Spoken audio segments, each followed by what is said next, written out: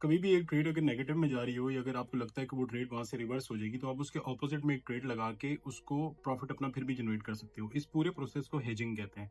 Charts पे चलते हुए देखते हैं कि हेजिंग का फायदा क्या होता है।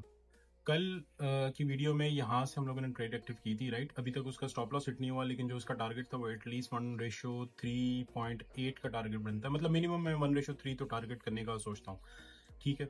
लेकिन मसला अब ये आ रहा है कि मार्केट काफी देर से ना ये इसी सपोर्ट को लेकर बैठी हुई है और साइड वेज, और यहाँ से एक बहुत अच्छा मूव ऊपर की तरफ भी आ सकता है, बिकॉज जिस काइंड ऑफ अ पैटर्न और वो सारा कुछ एक सपोर्ट लेवल बन रहा है, तो ये मूव ऊपर की तरफ ये जरूर दे सकता है। अब हेजिंग क्या होती है कि मैंने यहाँ से बिटकॉइन को शॉर्ट किया और मैं यहाँ से ही बिटकॉइन को लॉन्ग करके बैठा हूँ।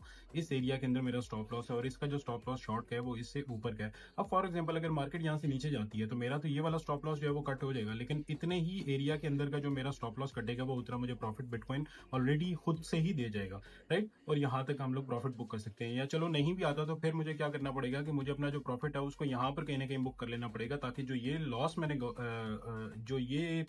लूज किया यहाँ पर अमाउंट, वो मैं यहाँ से इसको कैप्चर कर लूँ।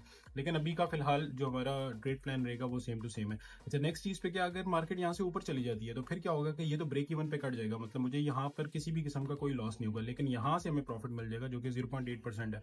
अगर मार्केट इससे ऊपर जाने की कोशिश करते हैं तो ऑब्वियस है कि हम इस हाई तक का टारगेट रख सकते हैं, लेकिन फिलहाल अभी इसको इतना स्ट्रेच नहीं करेंगे, वो यहाँ तक ही है। तो इस छोटी सी वीडियो में मैंने बताने की ये कोशिश की है कि बेसिकली जो हेजिंग है, जो एक पूरा कॉन्सेप्ट है हेजिंग का, वो ऐसा जरूरी नहीं होता कि आप एक डिफरेंट ऑपोजिट पेयर्स में करो। जैसे मैंने पहले एग्जांपल दी कि गोल्ड या डॉलर पे आप एक सेम पेयर में भी हेज कर सकते हो, लेकिन उसका सिर्फ और सिर्फ मकसद इतना सा होता है कि आपकी जो एंट्री पॉइंट्स हैं वो एक जगह पे ना हो। देखो, यहाँ से आपने फॉर एग्जाम्पल आप एक बिटकॉइन को यहीं से लॉन्ग कर रहे हो और एक बिटकॉइन को यहीं से शॉर्ट कर रहे हो। अगर ये ऊपर जाएगा तो ये उतना ही लॉस शो करेगा, और अगर ये नीचे जाएगा तो ये उतना ही प्रॉफिट शो करेगा। आपका जो अकाउंट है वो बिल्कुल बैलेंस रहेगा, मतलब उसमें ना किसी किस्म का प्रॉफिट शो होगा ना किसी किस्म का लॉस शो होगा। लेकिन एट द एंड आपने उस ट्रेड से क्या बनाया या गवाया, कुछ भी नहीं गवाया। सिर्फ आपने इन दोनों ट्रेड्स की फीस पे की और आपका थोड़ा बहुत जो पोर्शन है फीस का वो कटेगा और आपका अकाउंट हल्का सा नेगेटिव में आ जाएगा, ये फर्क होता है। लेकिन अगर आप एक ही सेम पेयर में हेजिंग दो डिफरेंट लेवल से करते हो, तो उसकी मैंने बिल्कुल एक लाइव एग्जांपल आज की ट्रेड की आपको मैंने आपके सामने दिखाई है। करते हो, अगर आपको लगता है कि आपकी जो ट्रेड है वो यहाँ से रिवर्स हो सकती है, या फिर आपकी ट्रेड जो है वो कुछ देर के लिए नेगेटिव में रह सकती है, थोड़ी देर के लिए मार्केट ऊपर जा सकती है, तो आप उस एक छोटे से मूव को कैप्चर कर सकते हो।